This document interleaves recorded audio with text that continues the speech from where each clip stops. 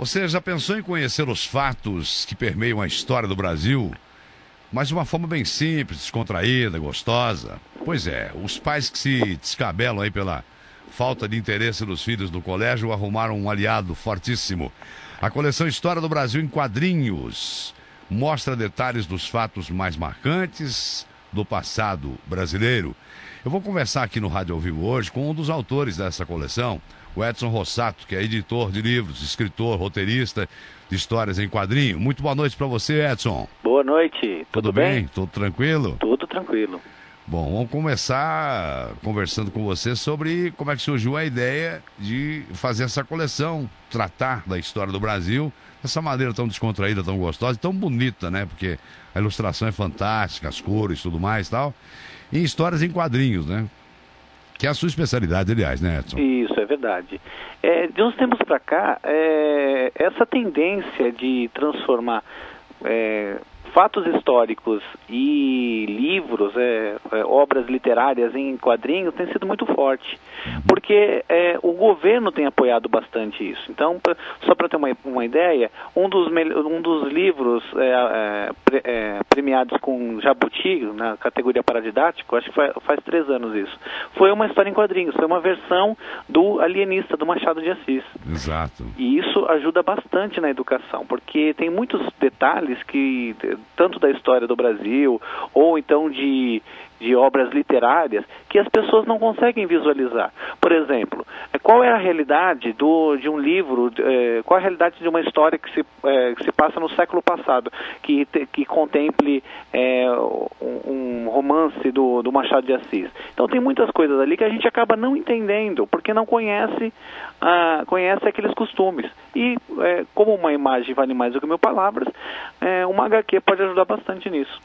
Verdade. Você acredita que ela seja... Bom, de cara ela é bem mais atraente, né? Ah, com certeza. Não é verdade? Ué. Ela chama a atenção independente da idade, né? Exatamente, é isso que eu ia falar.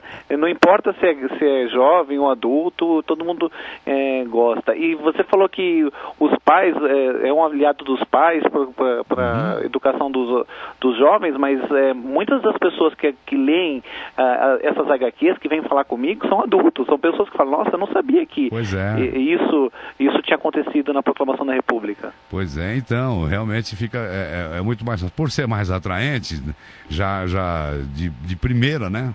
Já de cara chama mais atenção. Então chama atenção para a pessoa se interessar pelo assunto. Exatamente. E depois mostra detalhadamente, de maneira divertida, de maneira descontraída, né? Detalhes que passariam despercebidos, digamos, lendo um livro. A pessoa nem memorizaria.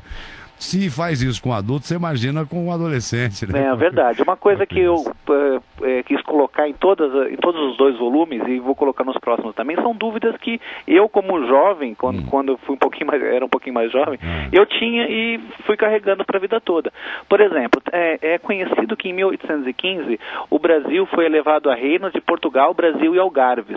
E a vida toda eu ficava me perguntando o que é o Algarves. Eu não sabia o que era o Algarves. Mas essa é uma dúvida de 99,9%. Né?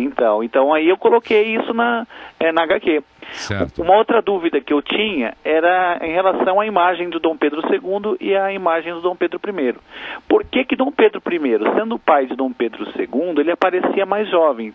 Exato. Então tudo isso, todas essas são dúvidas que nós temos. E para colocar isso na prática, foi difícil porque você é formado em letras, você tem muitos outros livros publicados, né? Você é editor, enfim, roteirista, tem uma experiência vasta, né? Na área, principalmente no que diz respeito à história em quadrinho. Mas para colocar a história do Brasil, assim como você iniciou essa coleção, que evidentemente muitos volumes irão pela frente, você tem já 2 publicados, não é isso? Isso. E como é que foi? Foi difícil colocar em prática esses primeiros 2 volumes, por exemplo? Olha, o primeiro foi muito mais difícil, porque no primeiro a gente tinha a dificuldade de saber como seria a condução da trama.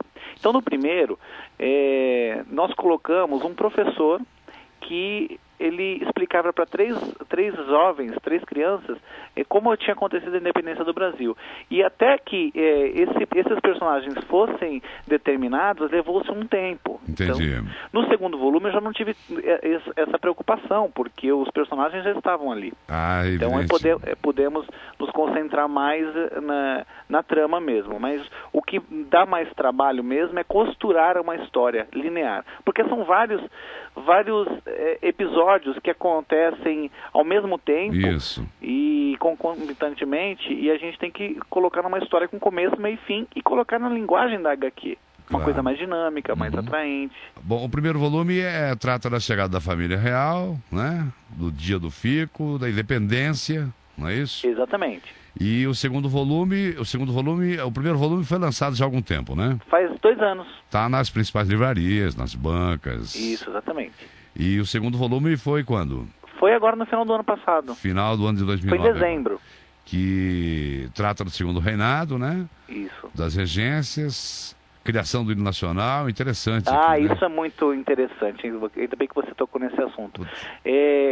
Inicialmente nós tínhamos 50 páginas apenas, né, nesse segundo volume, porque o primeiro volume eram 50 páginas de quadrinhos. Claro que tem umas páginas a mais para falar da apresentação, algumas curiosidades. Certo. Então eu mantive 50 páginas para o segundo volume também. Quando eu cheguei com essa ideia no editor e comentei que eu queria fazer uma explicação do hino nacional, mas que não tinha dado, porque tinha excedido as páginas, ele falou, o quê? Ah, não, pode fazer. Coloca o hino nacional explicado em quadrinhos, porque muita gente não sabe o que é lábaro, a ordem do ouviram do Ipiranga, as margens flácidas de um povo heróico, brado retumbante, as pessoas não sabem que isso está fora de ordem. E por que existe esse verso fora de ordem? Então tudo isso a gente colocou nesse segundo volume, e aí aumentamos mais 9 páginas. Ele tem 59 páginas, sendo que 9 é a explicação do hino nacional.